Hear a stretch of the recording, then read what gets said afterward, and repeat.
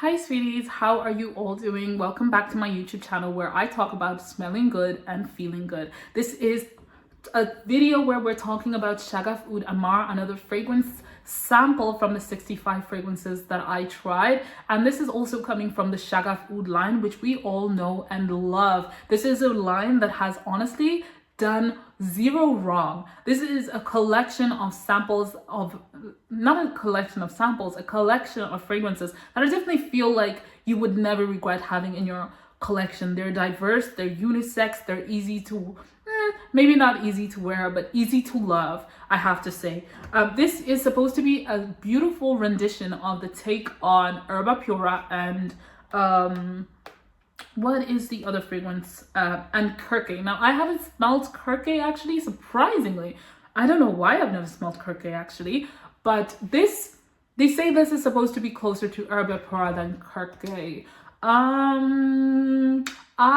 Because I haven't smelled Kirke, I actually cannot say, but this is not really particularly close to Herba Pura. Now, I really have to say, when I got this, when this was before on my wish list, which it had been for a long time, the only reason I actually never ended up getting the bottle was because of the mixed reviews. A lot of people had high expectations for this fragrance. First of all, because it was Rosassi and it was from the Shaghaf Oud line, and second of all, because we've already had so many takes on Herba Pura, and some of them are hella good, that there is no other reason why you would bring something else that's mediocre, right? Right? That's what you would think. But Rosassi did a little dodge and did something absolutely unspeakable. This is one of the worst fragrances in their line. I'm sorry, we're not even 2 minutes into the video and I'm already giving you the tea, but I'm gonna be honest. Out of that whole line, it's subpar, does not last, is not in any way better blended or blended to the spectacularness of all the other fragrances in that DNA.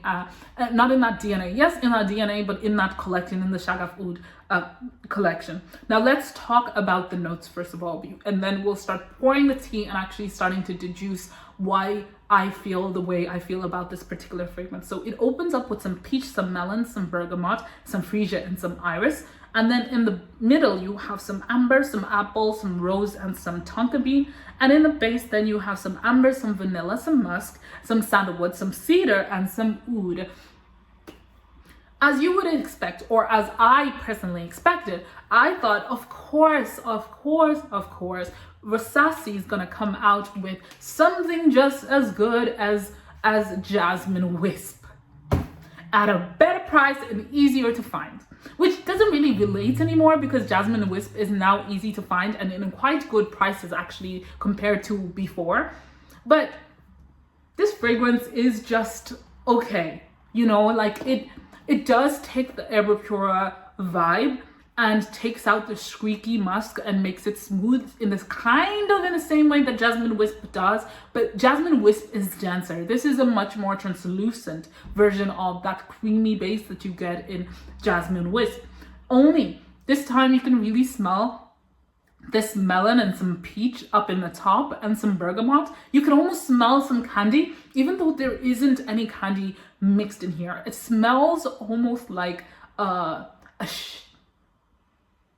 shower gel candy. This takes Herba Pura and makes it peachy and makes it fruitier and makes it melony, and takes away the bergamot and just makes it really smell like shower gel. And then you maybe have some apple in there and some rose that is not really front and center, but the rose is there more than the iris and the freesia is. Iris tends to give fragrances this kind of powdery, makeup-y smell, which is not really here at all.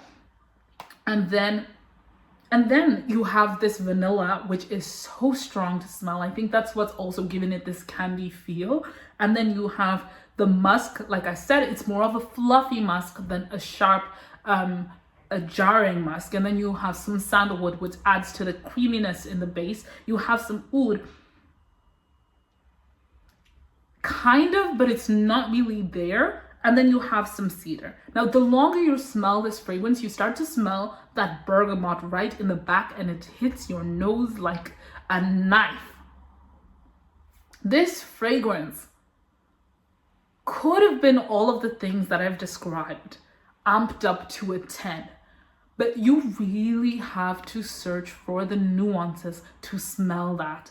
It's like we're so used to the Herbe Pure DNA being loud and outrageous and so palatable because it smells like shower gel. This is what you want from this. This is what you want from this, but only it whispers. It whispers even the peach, it whispers even the melon, it whispers. The potential is there, but the execution lacks. Even the way they mix the amber and the musk, you guys know there's a specific amber musk that I particularly hate that is normally in Middle Eastern fragrances when they are really lacking in how well they should blend their fragrance. So they put this combo together to make it give the illusion of a well blended fragrance. But if you can tell those two notes mixed together, you know it's a shite. You know it's absolute shite. So I don't know, guys. I don't know. I'm not particularly wowed by this fragrance, and it's what made me really particularly sad because I would love a whole Shaghaf line collection in my wardrobe, but with something like this, why would I have it? Why would I have it? I wouldn't enjoy wearing it. The longevity. Oh, let's not talk about the longevity. This is 6 hours at best and plays close to the skin. What Herbe Pure dupe that you've ever smelled does that? What Shaghaf Oud line fragrance has ever done that in the history of Shaghaf Oud? Between you and me. Seriously? There is often enough we come here and we not lie, but we get angry that, oh, they reformulated the bottle, there is no bottle I've ever wanted to have reformulated as deep as I've wanted this Shaghaf Oud Ahmar. I want them to take what they have and I want them to make it loud. I want the peach to be louder. I want the vanilla to be louder. I want the musk can stay the way it is. It's okay. I'm not going to fight it. And I want it to actually be well blended.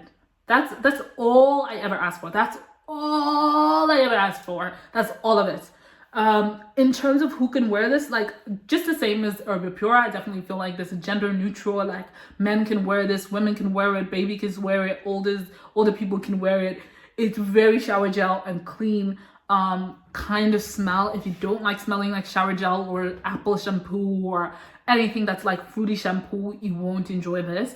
But anyone who likes to smell like a cocktail, delectable, whatever, you could wear this. But would I come to you and say you should buy Shaghaf Ahmar when I know there's other fragrances that are at a much better price, or if not at the same price? I'm pretty sure Jasmine Wisp is now going for 40 euro to 50 euro. It just doesn't make sense for me to come to you and tell you to buy that fragrance. It just does it. I'm not one of those people. I'm not going to come to you and lie to you. Now, I don't know. Am I just being particularly harsh with this fragrance? Do you like it? Have you ever had it in your collection? Do you have the whole Shaghaf Oud line? Do you feel how I feel about this fragrance and about the line? I just want to hear your thoughts personally. Yeah, and if you are new here, please stay tuned. I will be doing more sample videos and I will be finishing the 65 fragrances samples and giving my full reviews. So please stay along and keep watching. Until next time, bye.